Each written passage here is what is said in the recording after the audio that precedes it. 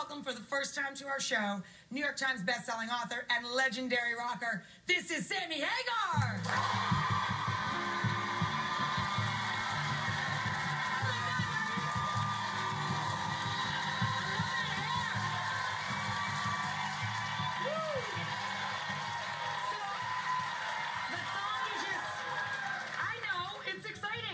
And this hair makes you happy. It makes me really happy. Welcome to our Girls show. always want my hair, you know. It's true, like, man. and on a bad day, they can have it. Let me tell you. So you just walked out to your own music. All We Need Is an Island. Yeah, it's from the new CD. The CD is Sammy Hagar and Friends, and I love the cover, how everybody signed it. It's so cool. Yeah, it's like I called up all my friends at the last minute. I wasn't making a Friends CD. I was just saying I'm going in the studio. I'm going to start recording some new songs, and I start calling up people, and then everybody started doing it. I'm saying, gee, as you get older, you know, people hate to say no, you know. Yes. So, oh, sure, Sammy, we'll do it before you die, you know. But anyway, long story short, so I got a lot of friends to do it, and the guy came up with the idea of everybody signing on the cover. I think it's great. You know, it's a lot of fun. All We Need Is an Island, and you live part-time on an island, right? You have a place in Maui. We live in Maui and in Mexico part-time, and you know, when I was in the tequila business, I spent more time in Mexico, but, you know, making this rum in Maui is so much fun. We're starting a new project. And you're a real-life rum runner. I am. That's awesome. Hey, if you were on a desert island, what 3 items would you pick? Like my husband, we always joke it would be scotch, the dog, and me, but I'm not sure of the order. Would you back them? I couldn't get away with that. What would you take to the I'd island? have to bring my wife and my two daughters. Otherwise, We could just I call better that not go family. home, right? Right, you could just say family. Okay, family. Like one. So what are the other two? Well, I'd have to bring some you know, beverage. Barrel of rum. Barrel of rum, probably, and a fishing pole. And a fishing pole. Good one. All right. Put me to the test this morning, Rachel. You are going to make a cocktail. Yes, it's a little early to be doing this, you know. That's all right. Listen to how upset they are when you said that. It's never too early. Sorry. Sammy, are you not aware that it is always 5 o'clock somewhere? Have you never heard this? I am aware of that. And you like in Hawaii right now, it's still yesterday. It's still like last night, right? So we're cool. You just say it's very late nightcap for you. So I want to know what you know about the name of this cocktail. This cocktail is called PMS. What the heck does a man know about PMS? We can always just drink it straight. You know, the funny thing is that, you know, we live in Maui and we have this big property where we have all these wonderful Hawaiian fruit, you know, and pineapples and all this stuff. So I'm always experimenting with the rum because it's made there from cane sugar from right, you know, by the house. The plantations right there. So, you know, the old farm to table thing. Sure. The closer you get the ingredients. So we go out in the yard in the evening, Kari and I, and we pick different fruit, and I invent different cocktails. So this one is called, it's passion fruit, which is so powerful. It's wonderful, perfumey tasting stuff. Passion fruit, mint, and Sammy, so I nicknamed it PMS. I get it.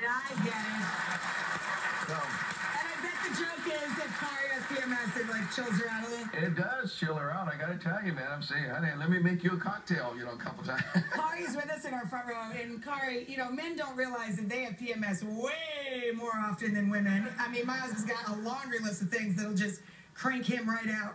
What's one of his? Oh my gosh. Well, where do we start? We don't have enough time, do we? No, I call it putting up with men syndrome. So. Putting up with men syndrome. Okay, well, I'm outnumbered, by the way. This is very unfair. let's make the cocktail and see if it'll cheer us all up. First thing you do, you need some ice. And we're going to do this in a couple steps because I take the ice and then I take some mint, you know, like quite a nice little chunk, you know, and put it in there with a little more ice. And more ice on top so it'll get beat up a little when you shake it. Yeah, exactly. See, Rachel, you could do it with a, you know, with a, so like that to get the... So you're muddling it, basically, with ice. That's very clever. I like that. I think it's a good idea. Okay. And then we need some passion fruit. And this can be for 3 people. So I do about, this is like really powerful stuff. So you do about probably an ounce a person. About half an ounce a person. What do you think? 1, that's probably 2. I keep going for number 3. Yes, there we go. It tastes good anyway. You know what I mean? You can't beat it. And then what do we have? Some simple syrup here. Basically simple syrup or like, orange flavored, sweet. Yeah, it's just equal amounts of water and sugar. You heat it to dissolve it. You can also substitute agave. Yeah, there you go. A little sweet. And we'll put about... A little splash. Yeah, about an ounce per person. Lime and then juice. lime. Gotcha. How many ounces do you think that is? I'm not a professional. There's a lot there. I would use maybe probably like half an ounce per person. Yeah, 3 ounces. That's good because you want to have a little margarita thing going on in the background. I got and you. then I'm not sure about how much sugar because the brown sugar is what they make the rum from. Well, it's pretty strong, raw sugar. so I would just put a little in there. Yeah, That's all right. Yeah, because you don't want to put too much sugar. Gotcha. You don't want to be too sweet. And then you get the good stuff here. You put about an ounce a person. See, we're already... Nice. It's early, so we don't want to go crazy. Yeah. And this is just for straight. This is just for straight sipping or topping a Mai Tai. And this is orange juice, right? I like a splash. I like a splash. Yeah. Yeah, this really is sort of like a mojito meets a margarita, kind of with passion fruit. Yeah. And I like to serve it straight up. You got to shake it pretty good to get rid of the granules from the sugar. Gotcha. And then. And to mix the flavors well, right? Yeah. And we'll use it like this right here. Yeah. Now, if there's some mint in there, it's not going to kill you. It's actually really good. No, it's delicious. Yeah. Oh, that's beautiful. Now, is what I like to do at home is I make fresh coconuts, or you can get the canned coconut water and make ice cubes out of it. Oh, brilliant. Don't ever use a regular ice cube again. As it melts, it has that flavor. Don't ever use a regular ice cube again. All right, I'm going to Oh, wait, well, we got to garnish it. I mean, okay, I'm gonna run one to Kari, so she has one. Yeah, there you go. And then I'll meet you back here. You garnish mine. I'll be right back. Here comes.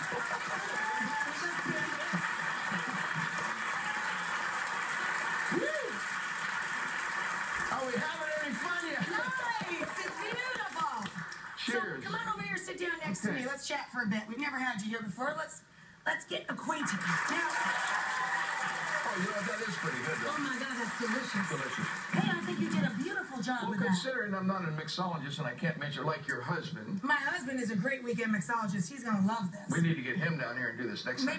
Maybe some of the rum will fall off the truck. I could bring some home to it. So listen, we have a lot of stuff in common. You're a big foodie.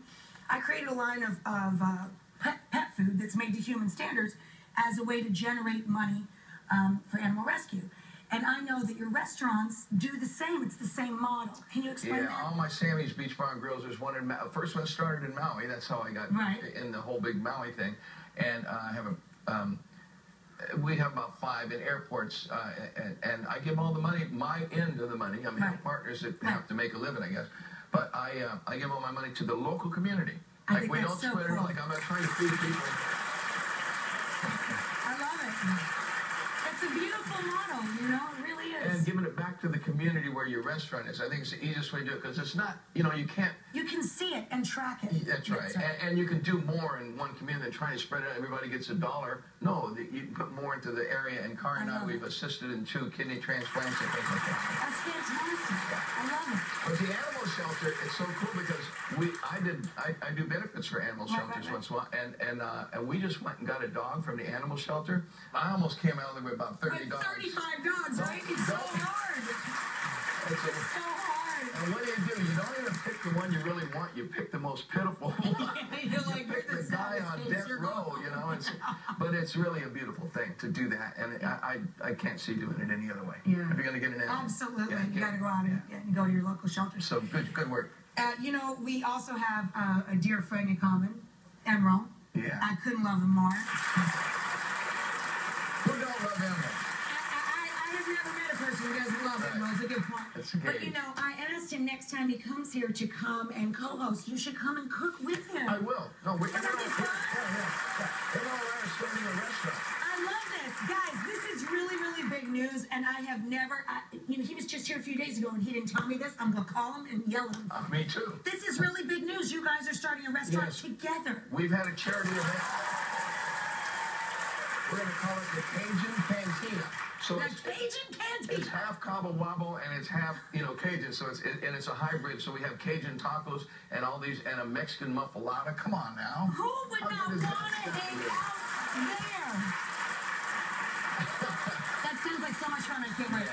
All right, so when the restaurants open, then we'll have you guys back together. That's it. And you guys can cook stuff in the menu. Perfect.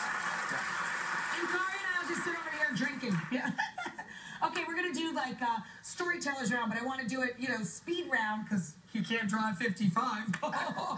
So we're going to do like speed round storytellers. Give me 1 or 2 sentences. Each time I give you a title. Can't drive 55. I was really speeding, and I got stopped, and I said, I can't drive 55, and the song came. Truth. That's it. It just happened. Boom. Right now. Oh, I love that song. Oh. Right now, I wrote the lyrics in that song and had the melody, you know, right now, down and down and right now. And Eddie and Van Halen and myself, when I was in Van Halen, he had this piano part, and it took us 7 months to realize that the piano part he was trying to get me to write lyrics to, and the lyrics that I was trying to get him to write music to, it took 7 months, and one day in the studio, he was playing the piano, and I was in the other room, and I hear him go, oh no, they fit, and we married the song, and it came. It was a weird. It was the weirdest, you know, normally you don't write songs like that. Don't take 7 months to write a song. Those songs get thrown out right away. No, but that's such a cool story. I love that. It's a great song, yeah. I've done everything for you.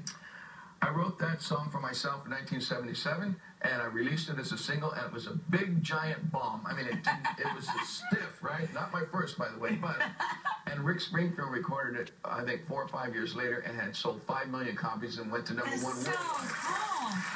I never knew that. And Rick Springfield, when I asked I love him so much. He's a great guy. Cool. But when first time I met him, I said, Rick, why do you think that was such a big hit for you and it bombed for me? He goes, dude, I'm better looking than you. Maybe back then, not now. You're both hanging in. You're both looking good. Mas Tequila. I wrote a song to launch a brand. And I wrote the song called Mas Tequila about the way I like to drink tequila and the way I like to party and all that. And it became a hit.